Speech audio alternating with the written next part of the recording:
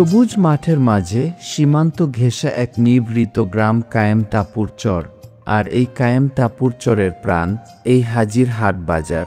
আজ আমরা ঘুরে দেখব সেই হাজির হাট বাজার, যেখানে প্রতিটি হাট ডাক, প্রতিটি দামদর যেন এক একটা গল্প বলে।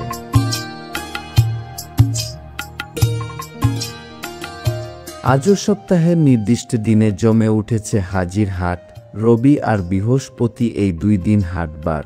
আশপাশের গ্রাম থেকে মানুষজন এসেছে পণ্য নিয়ে, কেউ সবজি বিক্রি করতে, কেউ চাল ডাল কিনতে, আবার কেউ এসেছে শুধু মানুষের সঙ্গ পেতে।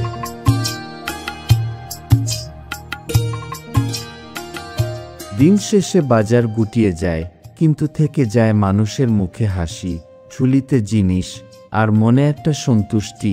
এই হাট শুধু বাজার না, এইটা একটা উৎসব আর মিলন মেলা। এটাই ছিল হাজির হাট বাজার, আমাদের গায়ের প্রাণ।